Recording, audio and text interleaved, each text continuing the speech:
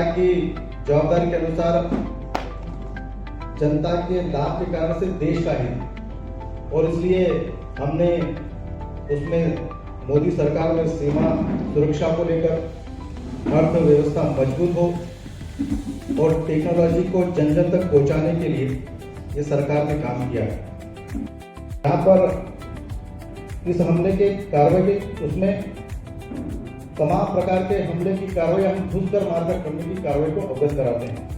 America हो, Israel हो, भारत, ये 3 देश ही ऐसे हैं जो आतंकवादी हमले के खिलाफ किसी प्रकार के देश हो या जन हो उसका मुंह तोड़ जवाब देने के लिए हम तत्पर खड़े हैं। यूक्रेन के युद्ध के समय भी देखिए तो हमारे विद्यार्थियों को भारत के तिरंगे के झंडे के साथ उसको बचाकर भारत के प्रधानमंत्री बना के लाए हैं। अफगानिस्तान के तालिबान के कब्जे के समय ऑपरेशन देवी शक्ति के रूप में हो या कोविड में वंदे भारत मिशन के जरिए मोदी सरकार ने करोड़ों भारतीयों की विदेशों में सुरक्षित लेकर यहाँ पर आए हैं। डूइंग बिजनेस में भी हमने जमीन पर उतरकर भारत को 142वीं रैंक पर से पहुंचाकर 63वीं रैंक पर पहुंचाया है। इसी प्रकार से 2023-24 में 2.25 लाख से अधिक कंपनियां भारत में नई रजिस्टर्ड हुई है।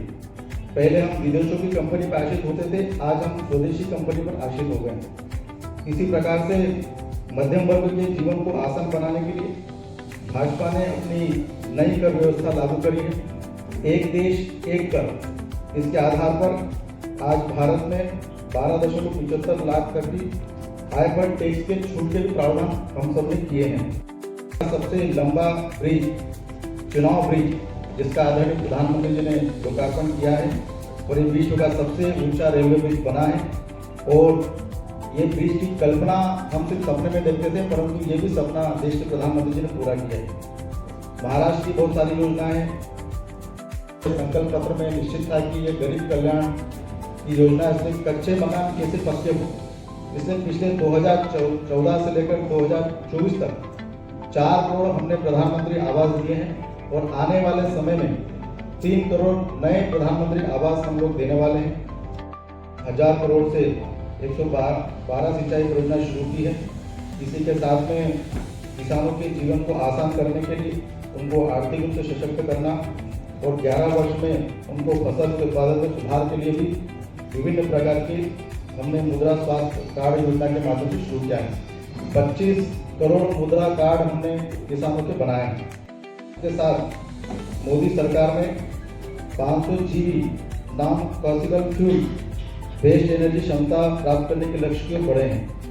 मोदी जी ने सिर्फ ऊर्जा नहीं बल्कि बागों, पौधारोपण, वृक्षारोपण और जंगल के क्षेत्र में भी अभूतपूर्व काम किया है। कई तीर्थ स्थल जिसको कॉरिडोर के माध्यम से हमने निर्माण किया है। अगर हम बात करें तो काशी विश्वनाथ कॉरिडोर, महाकाल परियोजना का कॉरिडोर, सोमनाथ का कॉरिडोर और तमाम प्रकार के कॉरिडोरों के माध्यम से जहाँ पर धार्मिक स्थलों का निर्माण किया है। पुराने ज्वलंत मुद्दे जैसे राम मंदिर का मुद्दा था, कई हमारे कार्यसेवक, हमारे परिवारजन कि रामलला हम आएंगे, मंदिर वहीं बनाएंगे, कई कार्यसेवक ये नारा लगाते इस दुनिया में नहीं रहे, परंतु वो सपना भी संत सनातन धर्म के आधार पर राम मंदिर का निर्माण का निर्णय भी कोर्ट ने तय किया, और उसका भव्य निर्माण भी भारत की सरकार के द्वारा किया गया, और उसका भूमि पूजन भी और उसका लोकार्पण भी देश के प्रधानमंत्री आदरणीय मोदी जी ने किया।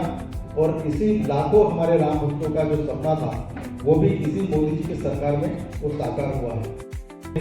हमारे पार्टी के पूर्वज डॉक्टर श्यामा प्रसाद मुखर्जी जी कश्मीर में नारा लगाते दुनिया में नहीं रहे, परंतु जो संकल्प 1951 में रखा था वो जो जनता के मन में भी था, और विपक्ष के लोग कहते थे कि ये सपना कभी पूरा नहीं हो सकता, धारा 370 कभी नहीं हो सकती, परंतु वो संकल्प भी और सपना भी हम सबका था, और उनने धारा 370 भी इसी लोकसभा की पार्लियामेंट में हमने खत्म करी, और ये सपना आज तय हुआ कि कश्मीर में भी हमारे लोगों के द्वारा जो धारा 370 हटाई है, वहाँ पर जब आम चुनाव हुए तब वहाँ पर 58% से ज़्यादा लोगों ने वोट भारतीय जनता पार्टी को दिए हैं कि हम आने वाले 2047 की विकास की कल्पना अगर करते हैं तो इस देश में मुस्लिम समाज भी निवास करता है, और अगर 2047 की विकास की कल्पना हम करते हैं तो बिना मुस्लिम समाज के विकास के भी हम विकास नहीं कर सकते।